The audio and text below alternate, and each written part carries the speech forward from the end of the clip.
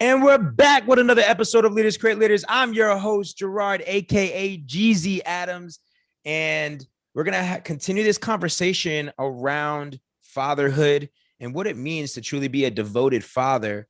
And I wanted to bring on someone who I have so much respect for, someone who's been there for me for so many years. I remember when I was in Newark, New Jersey, launching my incubator and supporting a lot of inner city kids and entrepreneurs that wanted to grow and become the best version of themselves. And this man really really stood for me. He showed up for me. He showed up not only for me, but for the community. This guy is so devoted to community and has supported me in so many ways and really inspired me. I want to bring him on here because he inspires me every single day. He literally is like a real life Leonidas. He is the founder of High Performance Lifestyle Training, as well as High Performance Lifestyle Ventures, and really expanding his investment portfolio, an unbelievable personal brand. My man, Brian Mazza. Brian, bro, welcome to the show.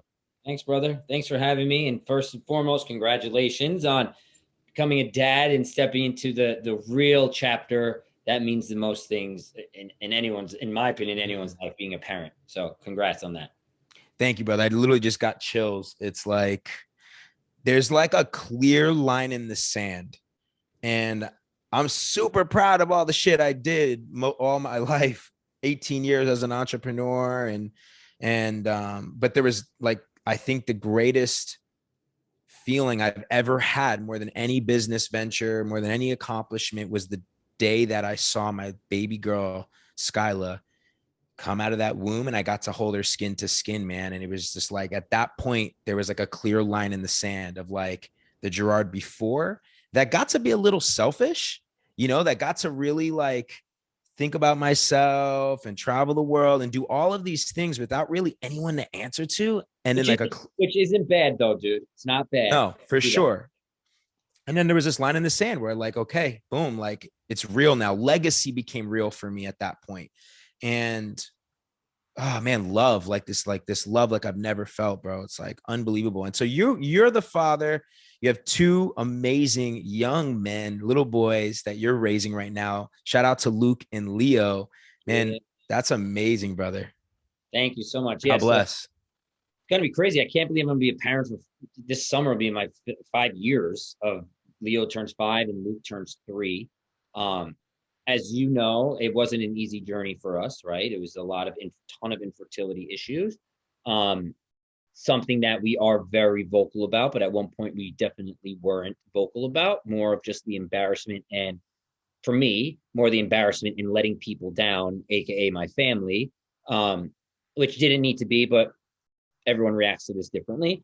So yeah, I mean, listen, I've always wanted to be one of the most hands-on dads I could possibly be because that's how I was raised by my parents. Um, and I'm very lucky to be a father. And I think a lot of people who are parents need to sometimes take a step back. And yes, it's tiring, it's annoying sometimes, just like anything in life. You might still be in the honeymoon phase of that, which is great. But we all are human, right? We do get tired, we do get aggravated.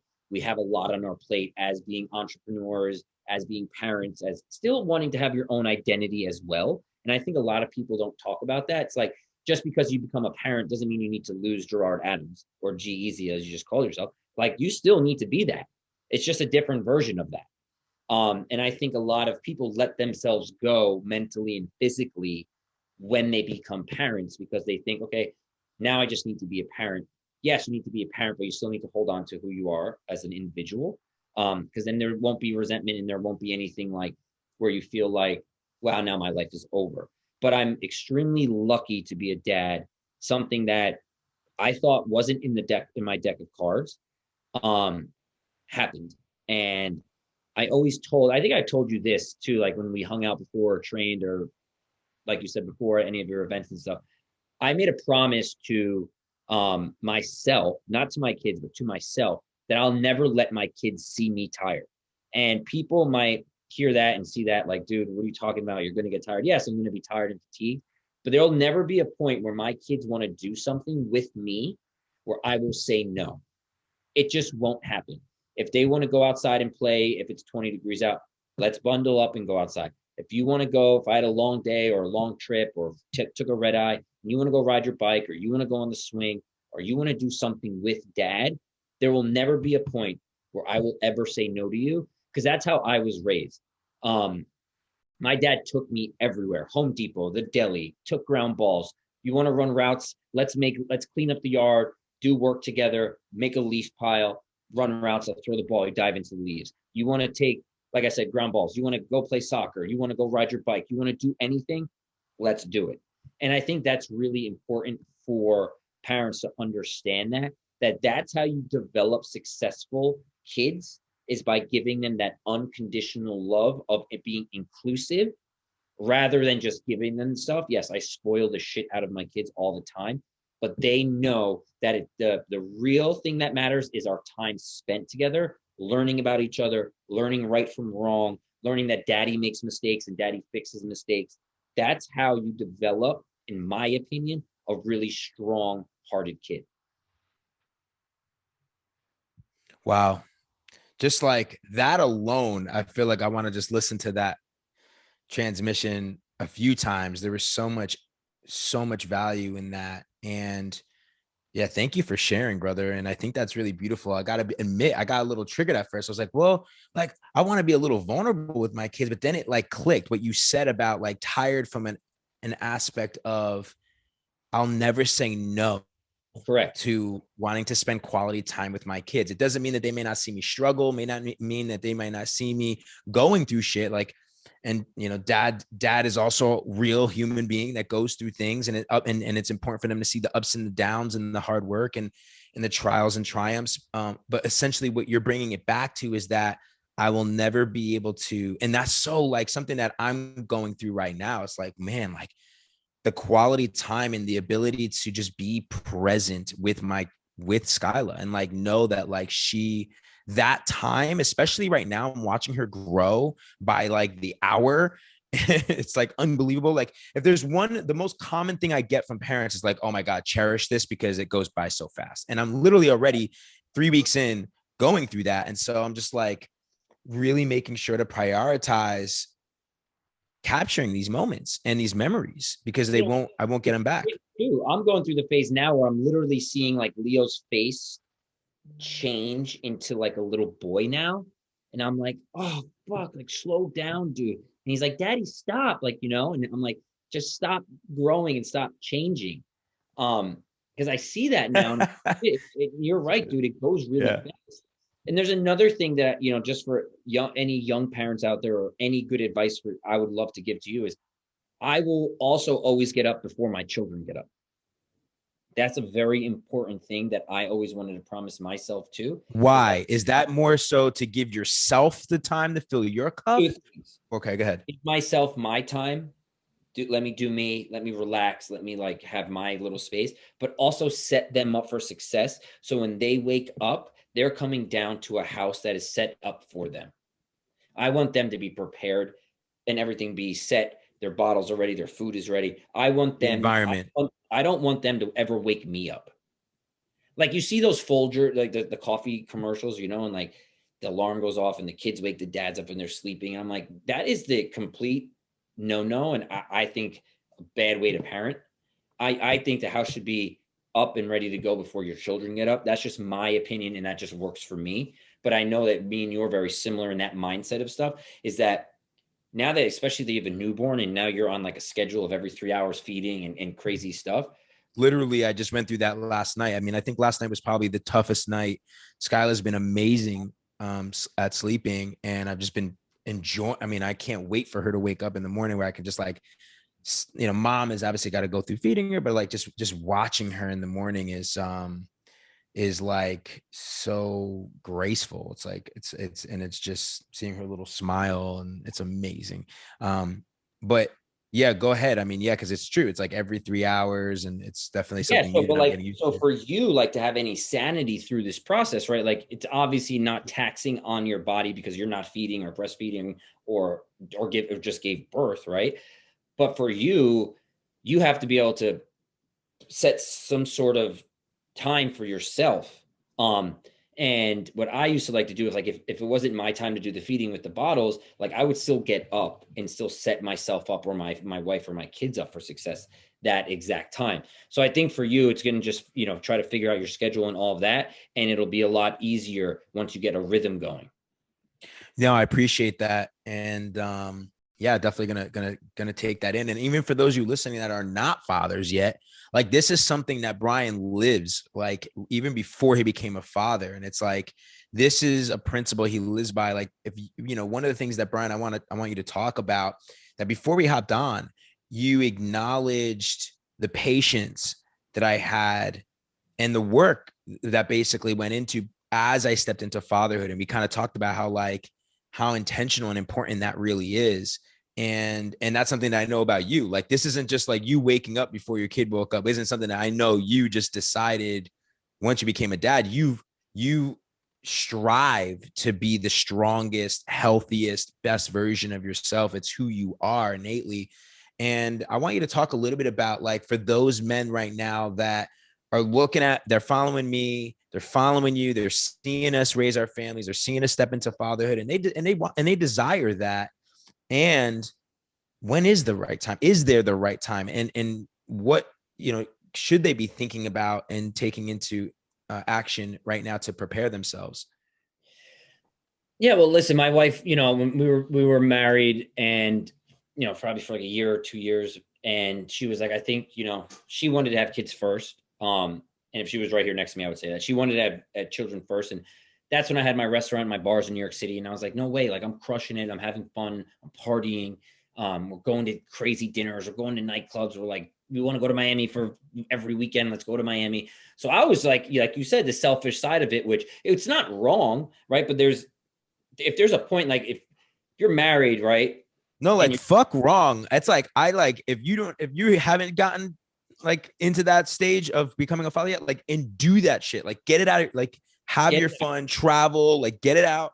Cause that's something that I look back and I'm like, I'm so grateful that I did all of those things, that I traveled the world and had all that fun. Now it's even better. You get to do it with your kids now. Like my kids have been to Europe multiple times with us. Like we're taking them back to Europe this summer. We're going to Greece. We're going to Spain. Like that's another part of travel. Like it does get stressful, but I now know how you are, bro. You guys are going to eat it up, dude. Like, oh, bro, I feel like it's going to get better. With your kid. Like we were in Amalfi Coast this summer with our kid and we're ripping it, like, so so yes, my wife wanted to have kids. I really didn't want to have children yet. And also I was like, we're just going to be able to have sex and have a baby. Like I'm ready. I'm fit. I'm shredded. Life is great. But then when I finally was like, okay, let's take that next step, shit wasn't happening. So that's when it got. And yeah, go into this a little bit more, Brian, only because I have some like really close, like best friends that are going through this. In fact, I actually even have someone in my family. I have like a men in my life that I genuinely really care about. And probably someone who's listening to this right now that needs that message, that is struggling with that right now, that is going through that. Like they're ready to now. And so they're just trusting in God, but they've been trying and it's not happening. Well, listen, just because you think you're a fit man or you think you're a man in general, like you always told your whole life, don't get a woman pregnant, right? Don't get somebody pregnant, because then now you have to be a dad and you might be too young and stuff. So our whole lives, we were trying not to get pregnant if you're having fun and doing whatever as a kid. And then when you try to finally get the woman of your life pregnant, you can't do it. Things get real. And I hate to say it, but I see a lot of people, and I have some friends that are older now and they're 38, 39, 40, and they're not being able to have kids because they have reproductive issues. And reproductive issues doesn't just, I always just thought, and I was ignorant to this, that it was always the woman's fault. Why would it be my fault? Like I'm great, and I was the exact opposite. It was all my fault. So it got to a point where I was like, oh my God, I'm the root of this problem. I have male factor infertility. I can't even get my wife pregnant. I need to do IVF to get my wife pregnant. What the hell is IVF? I didn't even know what was going on. Then everyone starts asking you, when are you going to have kids? When you have kids? And you're already trying for 7 months and it's not working. And then you go to fertility doctors.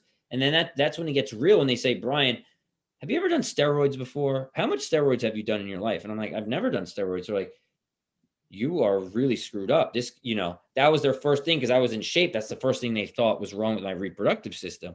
It was just I had everything wrong. And, you know, it was really crazy. So thank God, because of science, that we're able to have children. But bringing it back to like, I thought you did a really good job in your life of going out, meeting people, and trying to find the right one. And I always told you it's going to click one day, dude. Go out, meet as many women as you can, go on dates, date, have fun, and you'll know. Because you always ask me, when are you going to know? And I was like, bro, you'll know. And I remember you like put up a post, and I was like, oh, it's a wrap.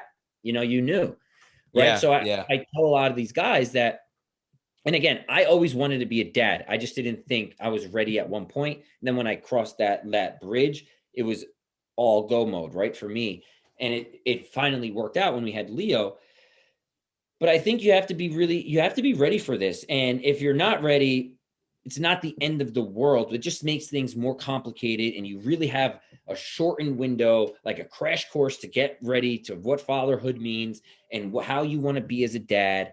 And what I really prepared for it, I guess maybe in hindsight, like having those male factor infertility issues gave me time to prepare myself that, okay, when this does finally happen, I know what kind of father I want to be. I'm prepared for it. I stopped drinking.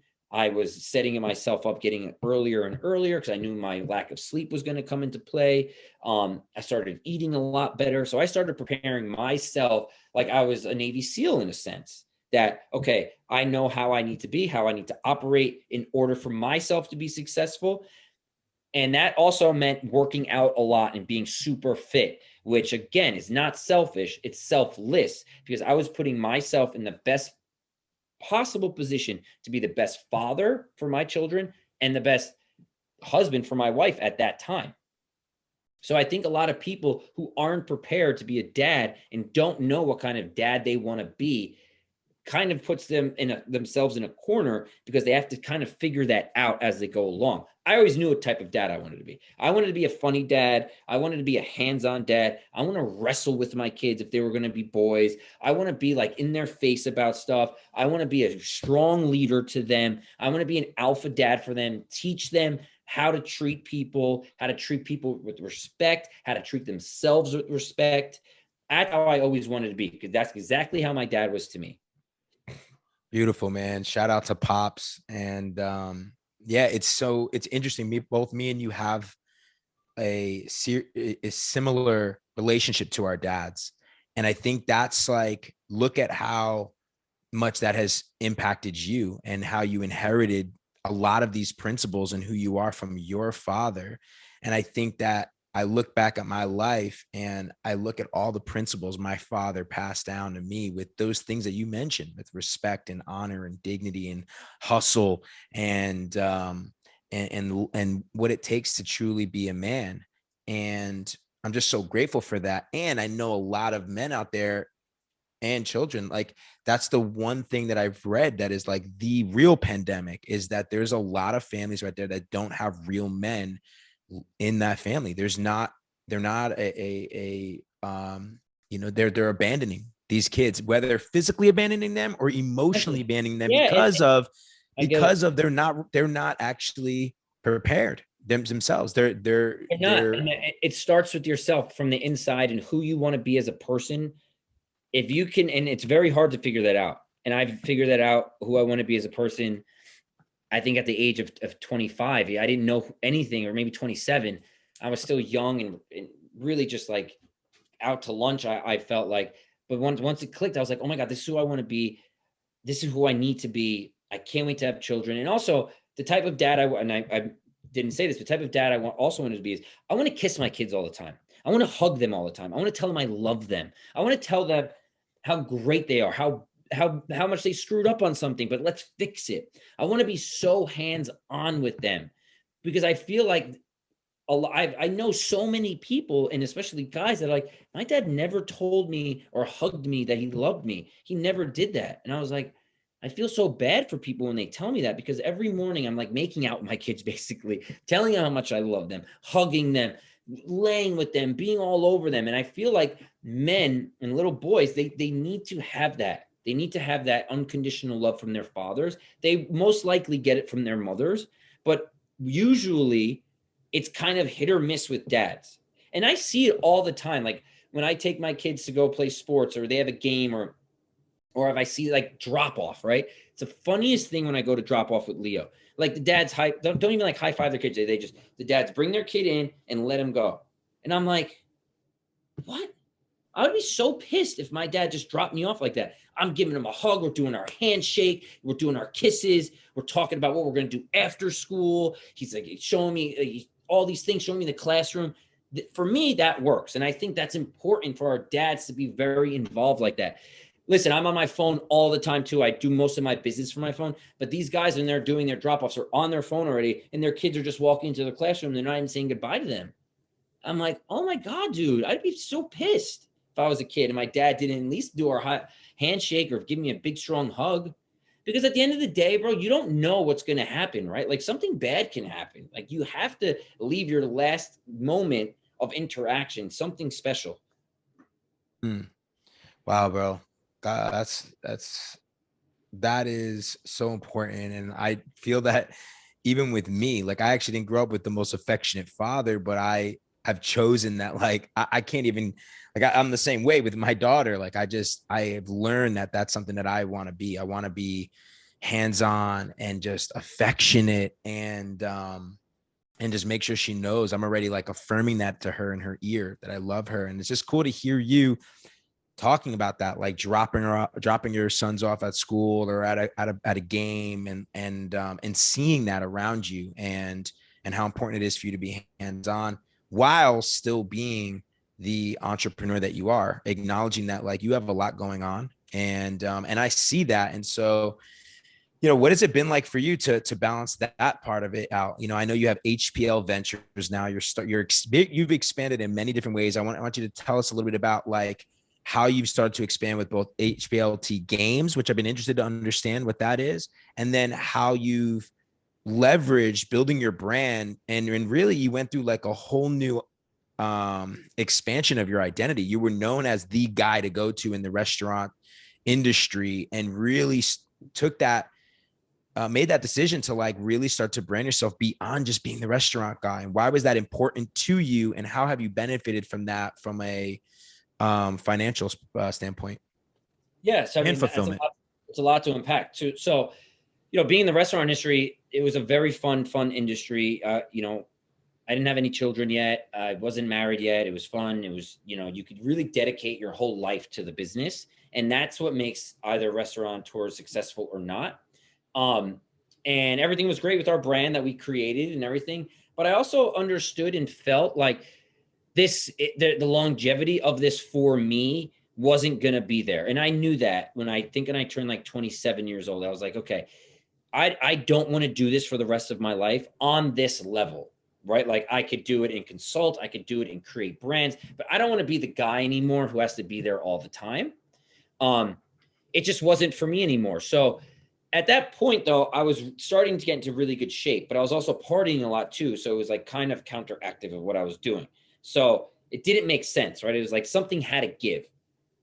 And then this is kind of when like Instagram was taking off a bit and more opportunities financially were coming from Instagram. And I was like, wow, what I just made in like a month on Instagram is like almost what I made in like 5 months in the restaurant. This is kind of like, okay, this is cool. I don't know if this is going to last. I don't really know what's going on, but let's kind of marinate on this and start putting the pieces of the puzzle together. And now I'm married and, I'm talking to my wife about it and the restaurants are still going really well. And I vividly remember we're on my brother's 40th birthday party in Jamaica. And I had like a heart to heart with my wife, which didn't end well for this conversation with me and her. And I was like, I'm ready to make the leap and I'm going to give myself, I don't know, maybe like a 2-year window in the restaurants. If we don't sell, if we don't do something big, and I'm going to start to get out and start building my personal brand. And she was like, what does that even mean? Like, no one really knew what like personal brand it was there, but it wasn't like a big thing. You were like one of the first guys to do it, right? But I probably in the beginning, you didn't even know what you were doing in terms of like personal branding, right? So until you did know what you're doing. But like as I was doing that, I started doing, and I posted something today on Instagram about like my first shoot I did with my buddy and content, and started doing all that stuff. People were making fun of me. You have an ego. Who do you think you are? Your shirt's off, this and that. And I was like, I saw the vision. I said, there's going to be so much money and so much opportunity in the health and wellness lifestyle space. That's where the trend is going. So I just bought into it. I bought into myself. I was like, this is what you have to do. You have to start taking care of yourself better. You have to start prioritizing your health. And this is how you have to tell the story. So you have a 2-year window. You could tell your health and wellness story through your restaurant journey. You can also leverage both sides. And a lot of people don't know how to leverage their business or their personal brand. So I was getting in really sick shape. I was working out at all these really popular boutique fitness spaces in New York City. All of those people I worked out with came to my restaurant. All of those people I worked out with did their Christmas party at my restaurant. Boom, boom. So I was like double dipping in a great way and leveraging. And now I started becoming the really fit entrepreneur, restaurateur. Then I landed a cover of Men's Health. That really was pretty huge for the next phase of the brand. Then I started getting major car deals, working with American Express, working with really big brands because they liked that I had many different facets of my life. I just wasn't a fit trainer. I'm not a trainer. I wasn't just a guy in the restaurant space. I was blending. And then I added into being a dad. So now I have all these layers I could touch on in terms of a personal brand. And then I finally was like, okay, when I'm ready to leave the restaurant space, I need to Can you hold that, Brian? Hold that thought 1 second, because I just want to acknowledge what he just said, everybody, because I think it's really important that you understand, because I can relate to this, is like you are all multidimensional. Like you have the ability, and when we talk about a personal brand, it's like it's personal, and you get to share their different passions and the different facets of life. And as Brian started to open up beyond that and share his passion for health and wellness and share his journey in becoming a dad, and open up even vulnerably about his fertility issues online, and then start to share all of his workouts, share what he was doing as a restaurateur, and now share about some of the ventures that he's launching and getting behind, and just really diversifying and taking people and sharing his life.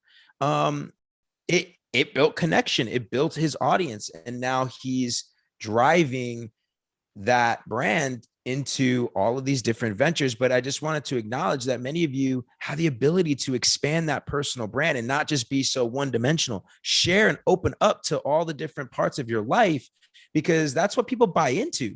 And so I just wanted to acknowledge that. Yeah, and it's, share the good, the bad, the ugly. I don't always share wins. I share the bad stuff, the infertility issues, my house burning down right before the pandemic, crazy shit. You have to share it. My kid had surgery. My kid had this. My kid had that. For me, it works. Some people like to be private about stuff. But if you want to get into personal branding business, the best possible way is to be like, hey, I am human. I have major flaws. I know for sure I make more mistakes than anybody in this world. But hey, it's okay. The sun's going to rise tomorrow. As long as you're true to yourself, you're going to rock and roll. So when I was finally ready to pivot, I had to make a decision, right? Because I didn't have that much money where I could just say, fuck it, I'm just going to just chill now and be a young dad and not work and travel. My wife's a journalist at CNN and covers entertainment there, so she's busy as hell. So I was like, you know what? Okay, this is what I want to do. I know how to throw events better than anybody. I've done this for 15 years. I love health and wellness. It's something that is way more meaningful to me than a mac and cheeseburger or 24-karat gold wing. It's more fulfilling that I'm able to help people. So why don't I create some sort of event business where I'm going to go out and get the highest performers in all different industries, bring them together, and sell tickets for a really hyper-focused brand building, brand incubator, become a better person summit. So I was like, how the hell do I do that? So I happened to be reading the David Goggins book at that time. This is when my wife is pregnant with the second baby.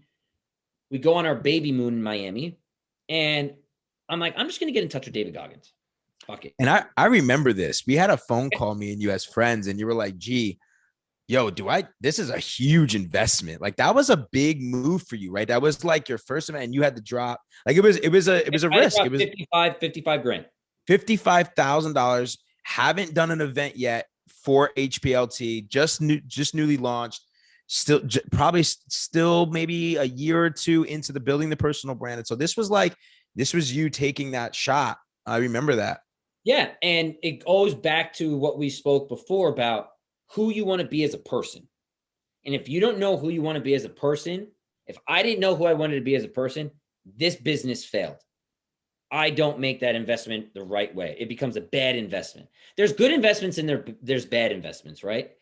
In the sense of like, it could be the same exact thing. The way you approach that investment is either going to be a good one or a bad one.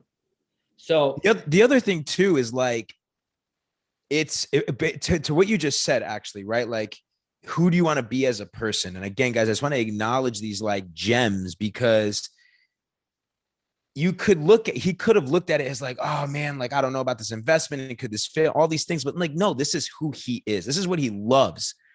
Like he loves it. He lives it. Like he genuinely is living the high performance lifestyle. Like this is who he is at the core. And so many of you are thinking about building that brand or starting that business or making that investment, and really check in with yourself and ask yourself, am I really aligned to this person that I'm becoming, that I desire to be in this business, this idea? Like, am I really aligned to that? Like, am I embodying that? Am I in integrity with this thing that I'm about to get behind? And if you're not all in, like, yeah, that's how you fail. Like Brian was all in. If you follow this guy, he is all in at living it and then going and building the containers and having the infrastructure and the processes and building the team and doing the marketing and all those things. But it starts with him living it and being all in at actually being the example, the role model of it.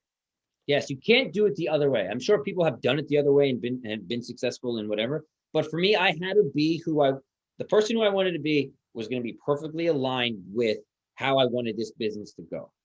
So I got in touch with him, sold my story somehow to his agent that this is the business I want to create, or I had created. I didn't have created, and this is how it was going to be. But I was like, whatever. Got a deck made from the girl who used to work for me, who left also, and she was like, "I'll help you out. I'd pay her, cash to do it." Like you piece it together until it's real. And then I'm like, oh my God, I just wired David Goggins all this money. Let's fucking go. And I didn't look at it like I'm screwed or I'm scared. I'm like, this is the best thing. It felt so good to finally like do it.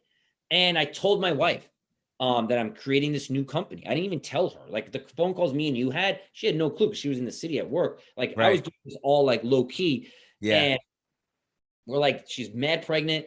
We're sitting at the beach and I'm like, I got to tell you something. My account just lost 25 Don't think of anything else, but I'm starting a new company and I just paid David Goggins. She didn't know who David Goggins was. She was actually really mad at me that whole day. And then she's like, this is who you are. This is what you want to do. Like, just kick ass. Like, you have a family. You're like, let's go. And I was like, but for me also, it wasn't even like, I wasn't even nervous that I had a family. I was like, I'm going to crush this because it's who I am as a person. I'm not going to let this fail. I'm not. It's like it's your purpose. Exactly. I didn't. This is what you want to do, regardless of the money situation. It's like this is how you want to serve. This is what you want to.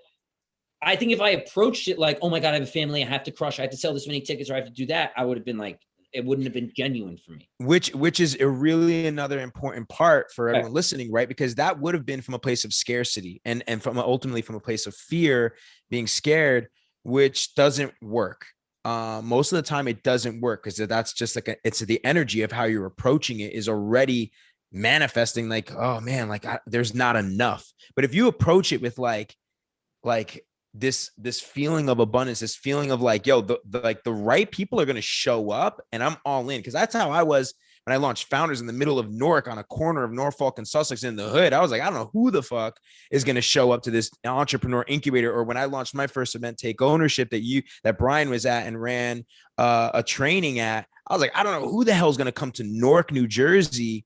And lo and behold, Eric Thomas, I was able to enroll Eric Thomas. Right. And that's another cool point that I want people to take from this part of your story is, right? Like, there's leaders out there that will support your dream if you're being it yourself and you really are heart and soul all in.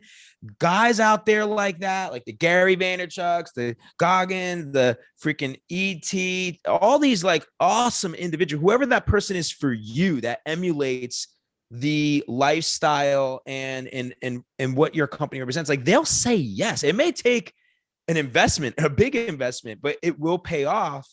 And more importantly, it's not about the money for them too. It's again, who you be. I guarantee you that David Goggins didn't say yes because Brian was going to wire him 55 grand. He said yes because he bought into his story and because he believed in what Brian stood for. And that's why he said yes. Yeah. I mean, I hope, right? So it ended up working. And the 55 grand didn't hurt. But someone believed in my deck that I sent them, and someone Right. believed in the passion on the phone that I had. So we had a really first event. It was super successful. And I still remember like planning that first event and just having the vision, like, you know, I run a lot, as you know, and I run without music now. And I vividly always think about what I'm going to do, what type of workout the event is going to be, how I'm going to do it, who am I going to surround myself with that weekend, who's coming to the event, who's going to come speak. And you get into this flow state of the business. And for me, like, I'm the wealthiest man in the world because of I love what I genuinely do. It's not a job. Like, I plan sick workouts with fucking SEAL Team 6. Like, just think about that, right? And that could be for anybody. If you want to get into real estate, you have this dream home you want to sell, or if you want to be a builder and you have this dream home you want to build, you can do it. Like, you can build it. It's there. The options. We're in America. The options are unbelievable to get it done. You just have to manifest. You have to manifest. Like I told myself, I'm going to get one cover of Men's Health. I manifested, told myself I'm going to get 2 covers of Men's Health happen. I just manifested. I got another cover, not with Men's Health, but another magazine that's coming out in April. Like, I'm telling myself I can fucking do anything because I know who I want to be as a person. The work ethic that's pouring out of my pores will get it done. And that's for any business. If you don't have the work ethic and belief, when you look in the mirror to who you want to be, I feel like you won't be successful. Yeah. And I feel like it's the compound, right? Like, it doesn't happen overnight. Like, you've been at this for a long time. And I look back at my career and I'm like, man, like, okay, all right. Like, I've put in the 10,000 at this point, way over 20,000 hours. And it's like, it's again, coming back to just who you be. It's every day living it, being in integrity with who you say you are, with who you desire to be. And if you just put in that work ethic every single day and you believe in what it is that you want to manifest and you're working towards it every single day, little by little, like, it's inevitable. It may not look the exact way you want it to look and how you're going to get there. Never does. Never does. So And then talk to me about the ventures aspect. This goes back now to like being a dad, right? So living it. Now I have 2 boys, right? So it would probably be different if I had 2 girls, but I have 2 boys. So my 2 boys see me working out 24/7. My 2 boys see me without my shirt on 24/7, being a big Guido running around my house. They just see it, right? I secretly see my kids now, my 2 boys, doing push-up competitions, and they don't even know what they're doing, but like doing sit-ups together. They don't even know. That's amazing. Taking their shirt off and walking around, or having their shirt off at dinner because dad, look at my arms, right? Like cute things like that. And now with Leo, I'm taking to a next. Now I don't make them work out. I don't make them play sports. They want to do anything, they could do it. It's not like I'm forcing them to do anything. Because some dads are like that, right? They live vicariously through their children. I'm not like that, maybe not yet. But also what I've started doing, I think this would be a cool exercise for you when your daughter gets a little older. Now, like, we have Leo's 5 things, right? So the other night, my wife was at a Broadway play with her brother, and it was me and Leo chilling. The little baby was asleep because he goes to bed early. And I was like, dude, like, this is our secret. Me and you could stay up a little later. We could do our thing, watch a little YouTube, have fun, make popcorn, mess around. That's and so that's awesome. The best part. That's the best part about being a dad, right? He's like, Dad, I have hair on my legs. Like, am I older now? Like, he's 4, right? So it's like the funniest stuff. So we're having a good time. Like, I let him chew gum. So we're like hanging out in the room. He's like trying to blow bubbles. We're messing around. And this thing came to me and I was like, wow, I really want to start teaching him how to manifest his life at this age, and just like really simple things, right? So I started this thing, me and him. I got a piece of paper from the printer and I like did bubble letters, like Leo's 5 things. And every night before he goes to bed and every morning when he wakes up, me and him go through his list. And his list is like, I am smart. I am a hard worker. I am loved. I'm going to earn it. I'm going to be kind and always protect my brother. So he goes through that list every night and every day. And now it's been like 3 days. He's memorized it, right? So it looks like he knows how to read, and he feels really cool that he looks like, Dad, I know how to read, right? But he memorized the whole thing. But now he's starting to like say these things to me, like, Daddy, I'm smart. Like, Daddy, I'm strong. Daddy, I'm this. And that is really important for us as parents, if you have daughters or sons or whatever, to start teaching them self-confidence and start teaching them that they are loved. Start telling them that they are smart. Start telling them that they're going to earn what they want in life. Earn what they want in life. Yes, I give my kids everything. I always wanted to, it's human nature that you want to give your kids more than you got, and you want to set them up. And I want to set them up to be super successful, but I want him to earn it. I want him to work. I want him to be. Yeah, that's something that I think about. Like, I'm like, geez, thinking about the house that my daughter growing up in versus the house I grew up in. Wild. Like, I want a spoiler, but I'm like, I want her to also bro. understand what it's like to earn. Yeah. And yeah. I know a ton of like extremely wealthy kids that are the hardest workers I know. And I'm like, it either goes one way or the other way. Yeah. And it's like, my parents made me work, and they taught me the value of hard work. It's not just like, oh, you're going to be fine because I have a lot of money.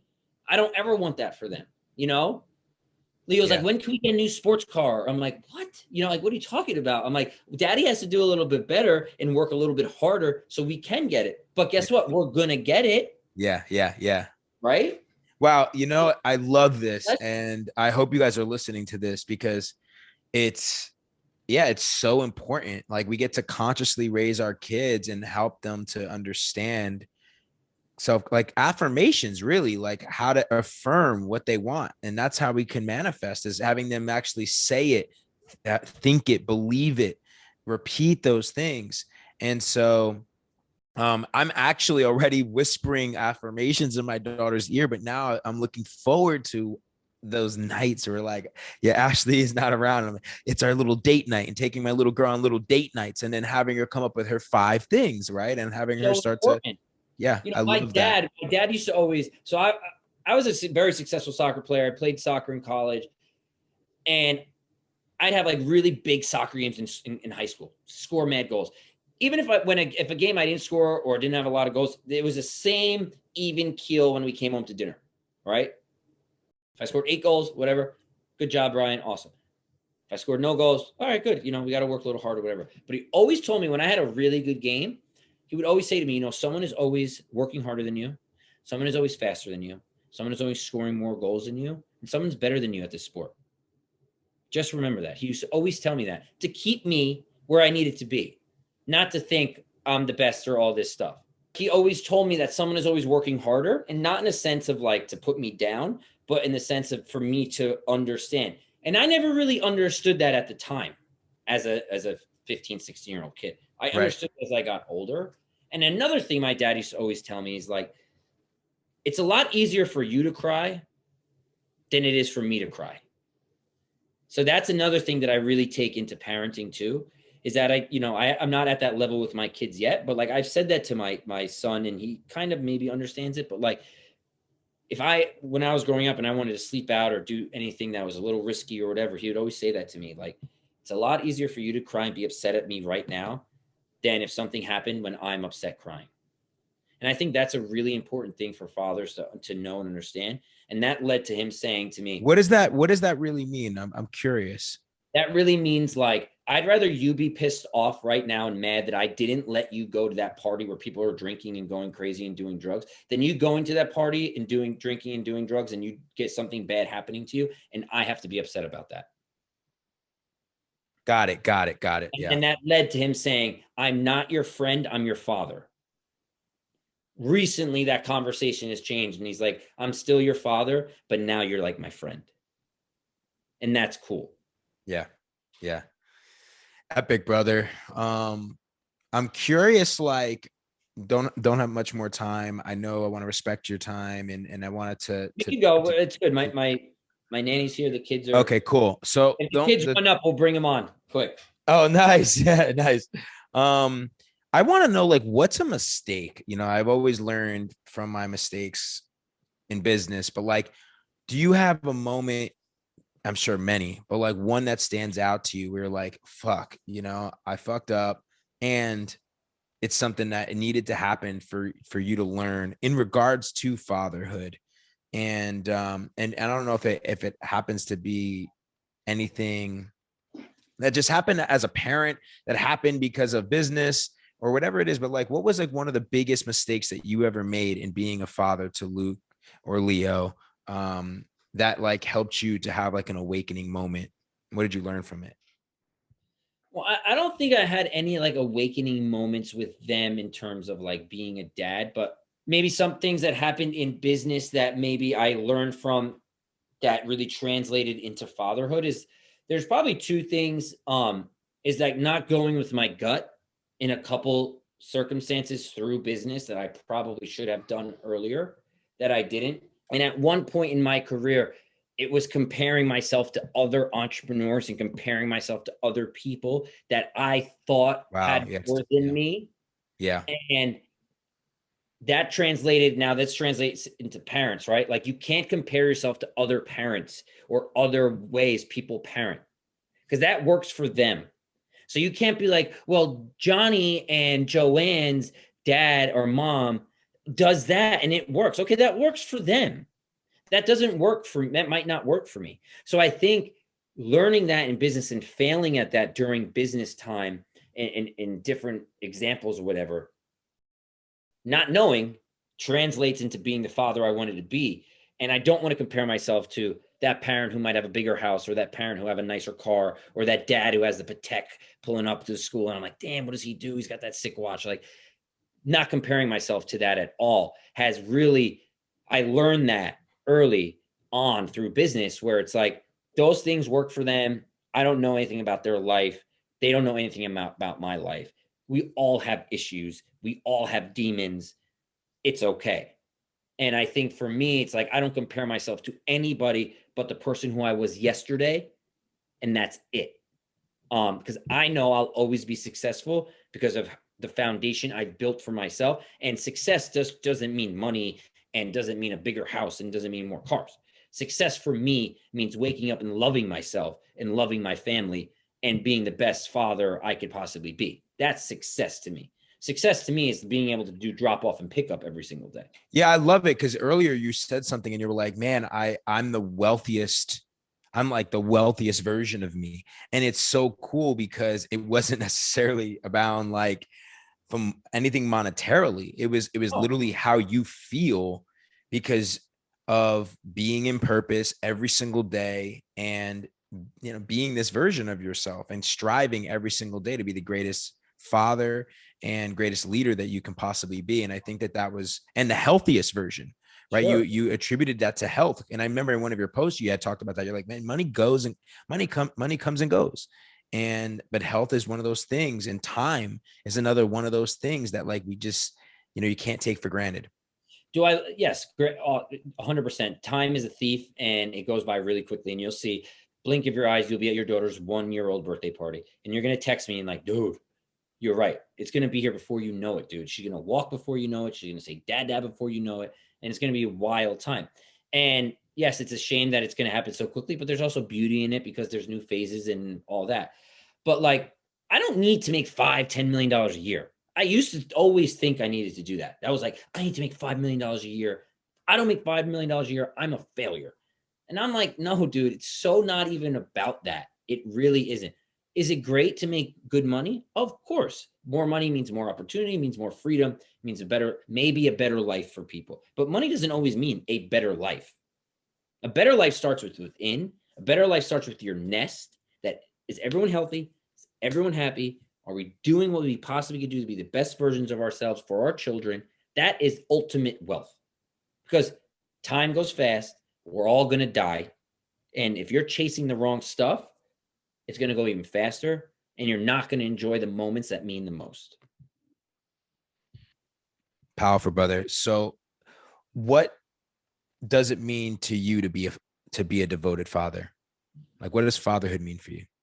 Well, it's an awesome question. Fatherhood just for me, it just means being the best person I can be to my children and setting them up to be as healthy and successful as they can be, giving them that platform of the runway of, are you guys good? Are you mentally good? Are you physically good?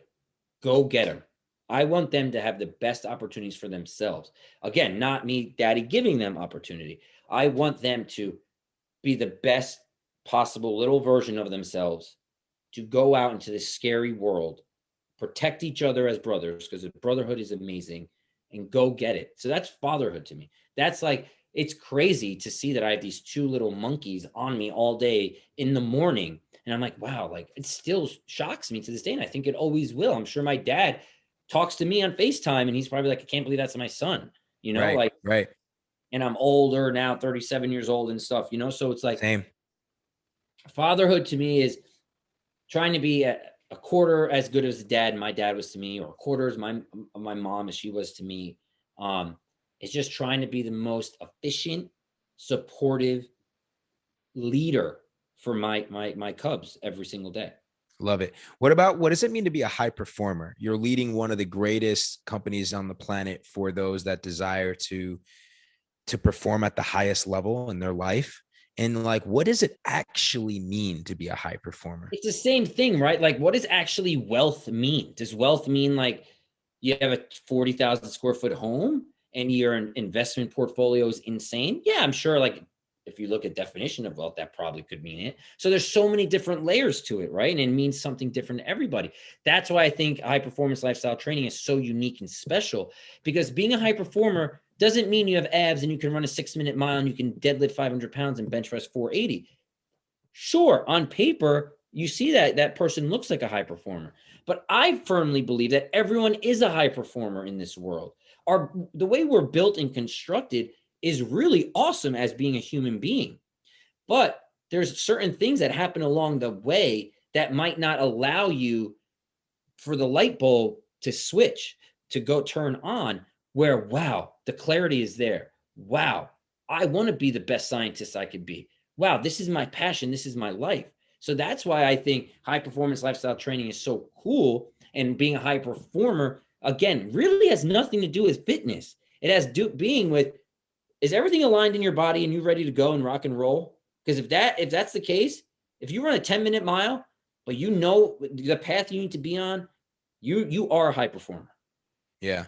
And I think of it, it's like a feeling, right? Like, geez, it's like feeling fucking great every day, the healthiest version of you. And I think kind of like what you said earlier, which I thought was brilliant, around the comparison and following your gut, and what works for other parents may not work for you. I feel like what I'm hearing from you is with high performance, it's the same, and high performance is different for everyone, but ultimately the goal is the same, which is to feel your best every single day so that you can show up to your kids, to your friends, to your family, to the world, for yourself.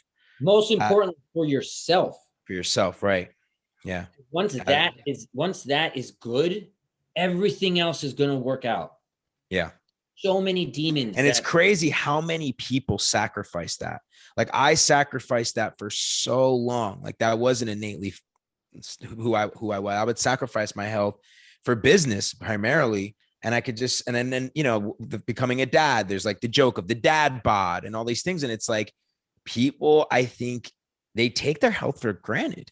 They really, really do. And they also, I think, high performance, they get intimidated, bro. The truth of the matter is, you see a picture like yours on Instagram that looks like fucking Leonidas, and you're like, man, I don't know if I can ever be that.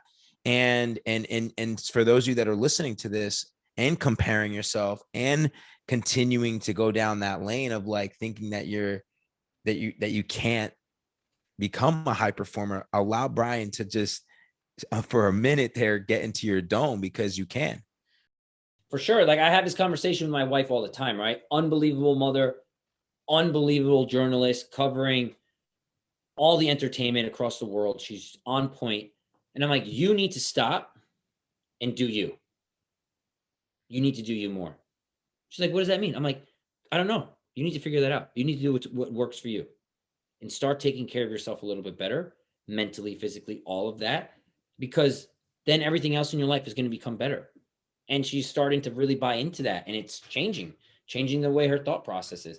Not that she had an issue with it, but I'm just like, yo, you're burning the candle on both ends with the work and being a mom. And being a mom is a fucking hard ass job for your little guys. So like, pause. Like, we got this. And I think, yes, people could see my page and see I'm in this type of shape or all that, but like, I bust my ass every day. And I've been busting my ass for a long time to feel the way I want to feel. But again, that works for me. I want to be like this. This is also the profession I've chosen, right? This makes me happy. I like to feel like I'm this type of athlete. I like to feel like I can run and operate this certain way. Not everyone needs to be that. And again, way. it didn't happen overnight. And the whole goal is like, just start.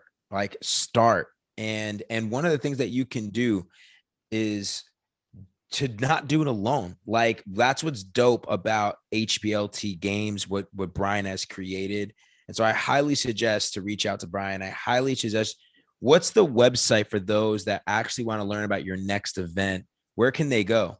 I think the best way, so we have the website, my website, brianmazza.com. It's a very easy way to figure out what's going on. But my Instagram is continually getting updated every single day through stories and posts of what we have going on. We're launching a coaching class. We have a workout, like just for instance, tonight in New York City that's been publicized and people all joined in. And our next summit is May 19th through 22nd. We have a couple spots left, which is great. And we're really looking forward to this is our 7th summit since we launched it. We sell out everyone, thank God. And I think the proof is in the pudding that when you come in, you definitely come out a different person on the way out.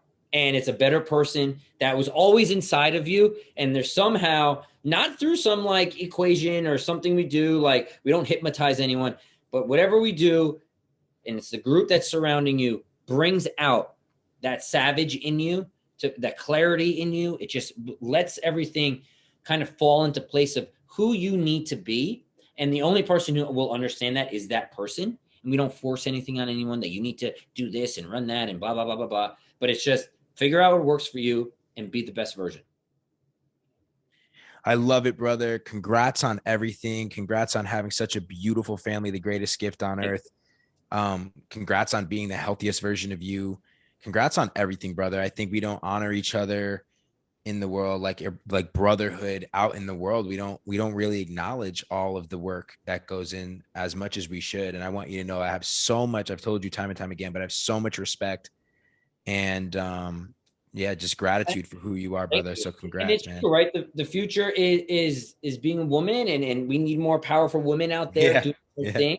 But we cannot lose how important it is to be strong, alpha, positive men in this world also. We can't let everyone strip us of that, because that's not going to work out well for anybody. We need to be the strongest fathers, the strongest positive husbands, the strongest alpha positive males in this world that we could possibly be. Yeah. Because every king needs a queen, every queen needs a king, and we need to stick together and go together at that. It's not just one going one way. Yep. I love it. I love it, brother. Again, thank you for coming on. Definitely go to Brian Mazza on Instagram, guys. Check it out. I think one of the coolest things he's doing, other than HPLT games, is his high performance lifestyle ventures. It's another way that, again, you can leverage building your brand in the way that he is now co-creating businesses, investing into different companies that align to his mission, and creating wealth that way as well. Not just from the healthiest version of him physically and emotionally, but also monetarily. And it's dope to see, brother. And I'm looking forward to doing some co-investments together. Yes, so Brian, brother, I love you, man. Congrats on everything, guys. Go check out Brian Mazza, and I'll talk to you here later, brother. All right, bro. Congrats. Peace. And that's a wrap. And so shout out to everyone who's been listening to the podcast. I would love to connect with you more. So please share this to your communities. If you share it on Instagram, tag me so that I can follow you, that I can connect with you. And, I'm going to continue to just create valuable content. All I would ask and request is if you could support the podcast by leaving a rating on Spotify and make sure to subscribe. Shout out to each and every one of you. Remember, be the leader, walk in wisdom, and I'll talk to you guys next week. Peace.